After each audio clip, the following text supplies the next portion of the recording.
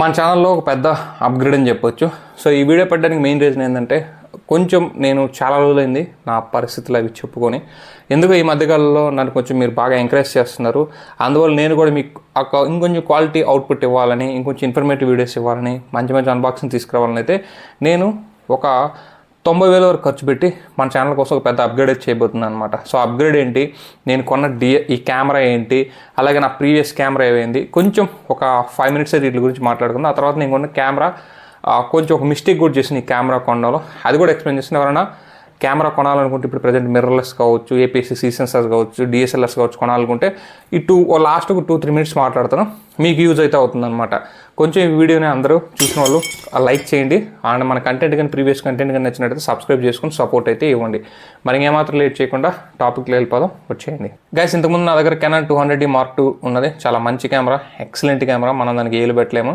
కాకపోతే 2022 I think ఒకసారి అది డ్రాప్ అయింది అన్ఎక్స్పెక్టెడ్గా. కొంచెం సెన్సర్స్ దగ్గర ఇష్యూ వచ్చింది. అండ్ 50mm ఫోకల్ లెంత్ అయితే అంత పర్ఫెక్ట్గా వర్క్ అవడం లేదనమాట. కిట్ లెన్స్ పెట్టినా కూడా కొంచెం బ్లర్ అయితే వస్తుంది. ఇక ఆ తర్వాత దాన్ని రిపేర్లు చేయించాలంటే సో ఈ డిఎస్ఎల్ఆర్స్ కావచ్చు, ఈ మిర్రర్లెస్ కెమెరాస్ కావచ్చు, చాలా ఖర్చు అవుతాయి. ఇక అందుకని చెప్పేసి నేను రిపేర్ చేయించి కూడా దాన్ని OLXలో పెట్టాను. సమ్ అమౌంట్కి అమ్మేసాను.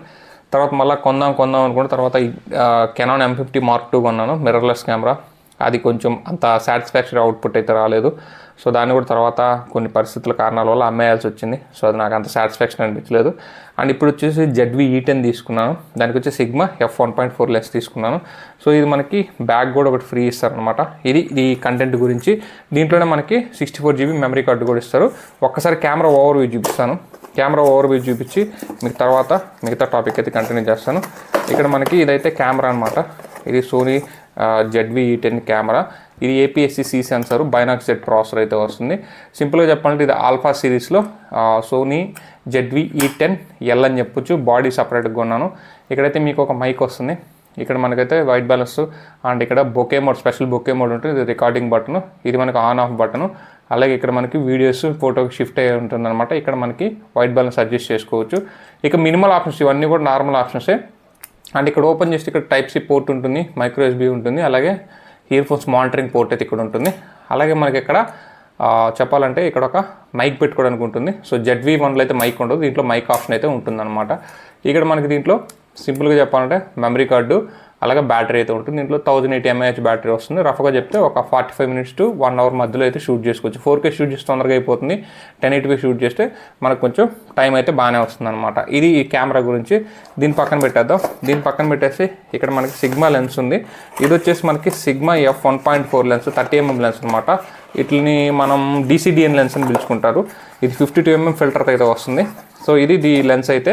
ఇది వచ్చి సిగ్మా లెన్స్. సిగ్మా లెన్స్ మనకి ఇక్కడ చూడొచ్చు, DCDN 30mm f1.4 lens. So ఈ సెన్సార్స్కి ఈ లెన్సే మనకి సెట్ అవుతాయి అనమాట. చాలా బాగుంటుంది లెన్స్ ఏమో. కాకపోతే మనకి దీంట్లో సెట్టింగ్స్ తెలియాలి. చాలా సెట్టింగ్స్ అయితే ఉంటాయి. ఈ కెమెరా చేసుకుంటే బొచ్చుడు సెట్టింగ్స్ అయితే ఉంటాయి. ఇది కూడా మనకి బాడీ వచ్చేసి 49,000 పడింది. ఇది వచ్చేసి మనకి 28,000 పడింది. ఓవరాల్గా ఇక్కడే మనకి 80,000 దగ్గర 80,000 దగ్గర అయితే ఖర్చు అయితే అయిందనమాట. ఇది ఖచ్చితంగా మీరు ఈ లెన్స్ని తీసుకుని నేను ప్రిఫర్ చేస్తాను. సోనీ లెన్స్ కన్నా ఈ లెన్స్ అయితే చాలా బాగుంటుంది అనమాట. ఇవి నేను తీసుకున్న కంటెంట్ అయితే.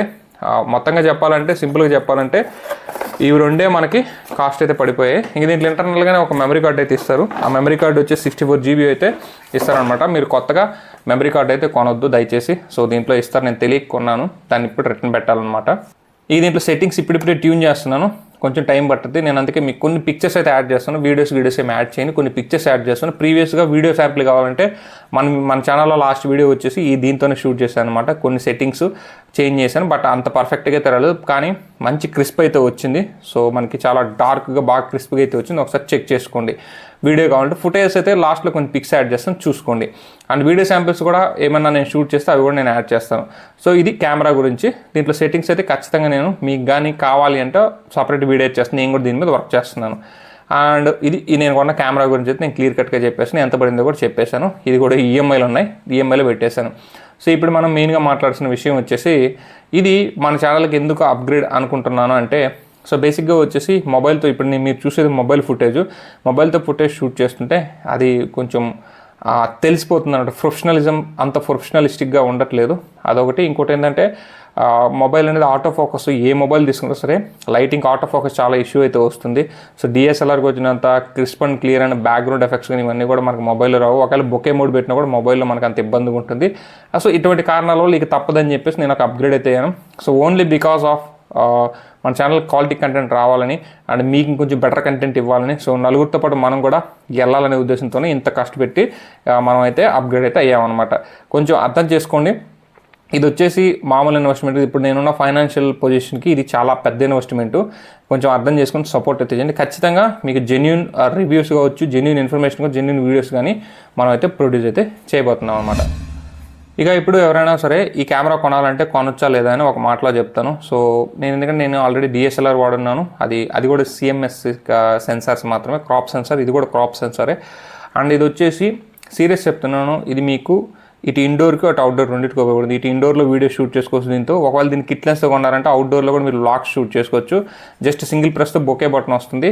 చాలా బాగుంటుంది. అన్నీ నాకు బాగా నచ్చాయి. కానీ మీరు ఏదైతే ఎక్స్పెక్ట్ చేస్తారో హై ఎండ్ డిఎస్ఎల్ఆర్స్ వచ్చినంత ప్రొఫెషనల్ అవుట్పుట్ అయితే దీంట్లో ఉండదు.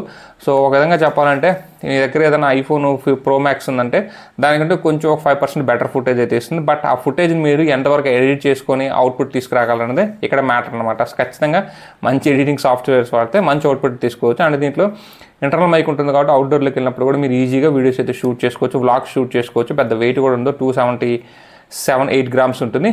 ఈ లెన్స్ పెట్టుకుంటే మీకు ఆల్మోస్ట్లో ఒక 6 కిలో దాటుతుంది అనమాట. రెండు కలిపి ఒక 6 కిలో పైన అయితే అవుతుంది. లేదంటే మాత్రం దీని కిట్ లెన్స్ అయితే ఇంకా వెయిట్లెస్ అయితే ఉంటాయి. నేనైతే ఇది మీకు 2-in-1 కావాలంటే మాత్రమే తీసుకోండి. మీకు ప్రొఫెషనల్ అవుట్పుట్ కావాలంటే దీంట్లో ఆల్ఫా సిరీస్ 6000 సిరీస్ ఉంది, 6400 అండ్ 6700 ఇట్లాంటివి, 6600 ఇట్లాంటివి ఉన్నాయి. వాటికి వెళ్ళండి. అవి ప్రొఫెషనల్ దగ్గర అంటే అది సేమ్ ఇవే స్పెక్స్ అయితే వస్తాయి, ఇంకొంచెం బెటర్ అవుట్పుట్ అయితే వస్తుంది. ఇది వచ్చేసి వీళ్ళు వ్లాగింగ్కి అండ్ ఆల్ ఇన్ వన్ ఉండాలని చెప్పి తీసుకొచ్చిన కెమెరా. దీంట్లో మీకు అన్బాక్సింగ్ చేయడానికి ప్రోడక్ట్ షోకేజ్ బటన్ కూడా ఇస్తారు. అది కూడా నాకు బాగా నచ్చింది. సో అన్ని విధాలా బాగుండాలని తీసుకొచ్చిన కెమెరా తప్ప అంతకుమించి దీంట్లో ప్రొఫెషనల్గా తీయాలంటే ఏం లేదనమాట. ఇంకొకటి బిగినర్స్ ఎవరైనా సరే ఈ కెమెరా కొనేటప్పుడు చాలామంది OLXలో చూశాను నేను. దీనికి కిట్ లెన్స్తో కెమెరా కొంటారు. కిట్ లెన్స్ అసలు కొనొద్దండి. కిట్ లెన్స్ అనేవి అది 15-40mm 60mm వస్తుంది, 50mm వస్తుంది. వాటి వల్ల ఏం చేయలేము. ఆ కిట్ లెన్స్ అనేది అపరేచర్ వాల్యూ వచ్చి 2.8 కాడి నుంచి 4.6 వరకు ఉంటుంది. ఇది సిగ్మా వచ్చేసి f1.4 అపరేచర్ అయితే వస్తుందన్నమాట. సో దీంట్లో మనం ఏదైనా మంచి కంటెంట్ క్రియేట్ చేయొచ్చు. మంచి లెన్స్ ఇది సిగ్మా లెన్స్ అనేది చాలా బాగా వర్క్ అవుతుంది. ఈ లెన్స్తో మీరు మంచి కంటెంట్ అవుట్పుట్ అయితే తీసుకురావచ్చు. బట్ కిట్ లెన్స్ మీరు ఏం చేయలేరు. కిట్ లెన్స్ అయితే తప్పైతే చేయొద్దు అనమాట. ఇదేనే కాదు, ఏ కెమెరా మీరు కొంటున్నా సరే, కెనాన్ కొంటున్నా సరే ఈవెన్. సో మీరు కిట్ లెన్స్తో కెమెరా కొనవద్దు. కిట్ లెన్స్తో కొంటే మీకు అంత మంచి అవుట్పుట్ అయితే రాదు. ఇదైతే మైండ్లో పెట్టుకోండి. ఇది నేను చెప్పాలనుకున్న సబ్జెక్ట్ అనమాట. వాస్తవం కెమెరాస్ కొనేవాళ్ళు ZV-10 కొనే వాళ్ళకి మాత్రం ఒకటే చెప్తున్నాను.